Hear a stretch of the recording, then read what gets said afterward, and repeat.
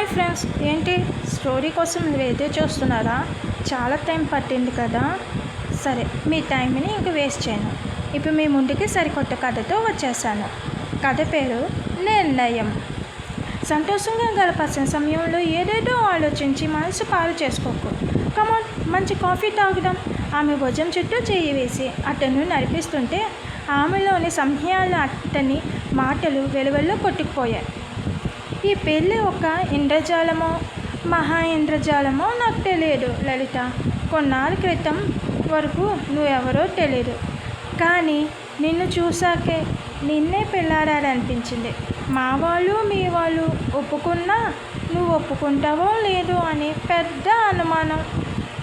ఎందుకలా అనుమానపడ్డారు? ఏముంది, ఇవాళ అమ్మాయిలందరికీ ఎంబీబీఎస్లు బీటెక్లు చేసిన అబ్బాయిలు మాత్రమే కావాలి.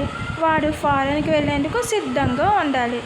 నేను మామూలు పోస్ట్ గ్రాడ్యుయేట్ని, మామూలు అకౌంటెంట్ని.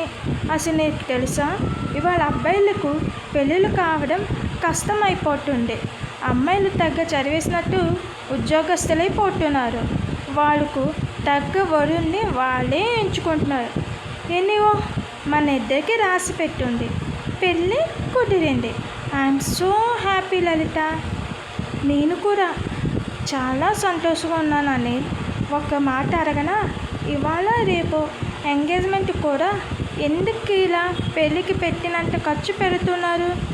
మా నాన్న ఒక సామాన్య ప్రభుత్వ ఉద్యోగి.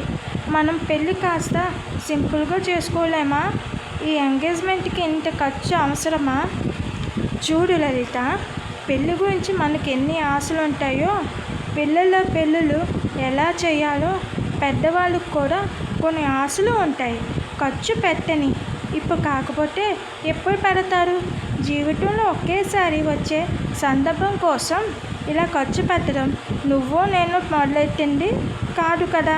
నీతోనే నాతోనే ఆగిపోయేది కాదు. సంతోషంగా గడపాల్సిన సమయంలో ఏదేదో ఆలోచించి మనసు పాడు చేసుకోకు. కమాన్, మంచి కాఫీ తాగుదాం పద అని ఆమె భుజం చుట్టూ చేయి వేసి అతన్ను నడిపిస్తుంటే ఆమెలోని సంజ్ఞాలు అతని మాటలు వెలుగుల్లో కొట్టుకుపోయాయి. వైభవంగా జరిగిపోయిన ఎంగేజ్మెంట్ అనే ఆ ఘటనలో పసుపుటారు ఒక్కటే తక్కువ. పెళ్ళికి 2 నెలలు గడువు వచ్చింది. దానితో ఇద్దరికి ఆ మర్నాటి నుండి సెలలు స్వరాలై చంప స్వరాలు అవుతున్నాయి. రోజు గడుస్తున్న కొద్దీ పెళ్లి ఏర్పాట్ల కోసం ఆమె తండ్రి సూర్యం నానా అగచాట్లు పడడం లలిత గమనిస్తూనే ఉంది. ఒక మధురహోనంలో తేలుతున్న లలితకు తండ్రి పడే యాతనకు చాలా బాధగా ఉన్నా, ఇలాంటప్పుడే కదా ఖర్చు పెట్టేది అన్న అనిల్ మాటలు గుర్తుకు వచ్చి ఏమీ అనలేకపోతుంది. అసలు కట్నం ఎందుకు ఇవ్వాలి అని వాదించే లలితకు వాళ్ళు 10 లక్షలు అడిగారని తెలిసి చాలా బాధపడింది. ఈ సంబంధం వద్దు నాన్న అని గట్టిగా చెప్పాలనుకుంది. ఏ వయసులో జరగాల్సిన ఆ ముచ్చట ఆ వయసులో జరగాలి. ఇలా కట్నం ఇచ్చుకోలేమన్నో ఇవ్వనమ్మను.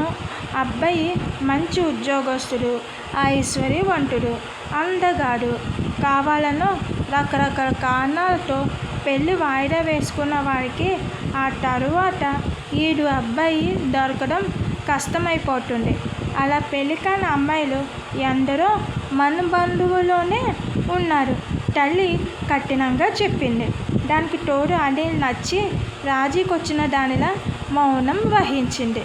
పెళ్లి కొడుకు ఇల్లు తను ఉద్యోగం చేస్తున్న స్థలం దూరం కాబట్టి ప్రస్తుతానికి ఇరువురు పెద్దలు సూచన మేరకు చేస్తున్న చిన్న ఉద్యోగానికి రాజీ చేసింది. చకచకా పెళ్లి ఏర్పాట్లు జరిగిపోతున్నాయి. మధ్యన మగ పెళ్లివారి కోరికలు చిట్ట విప్పుతున్నారు. ముందే వాళ్ళు పెళ్ళి చాలా ఘనంగా జరపాలి అన్నారు. లేని ఆడపడుచు కట్నం కూడా తమ్ముడి కూతురికి ఇవ్వాలి అన్నారు. కళ్యాణ మండపం వాళ్ళకు నచ్చాలి అన్నారు. డిమాండ్లు లలితకు ఒళ్ళు మండిస్తున్న ఓపిక పడుతుండే. అయితే 5 లక్షలు పెళ్లి వాళ్ళకి ఇచ్చేశారు సూర్య.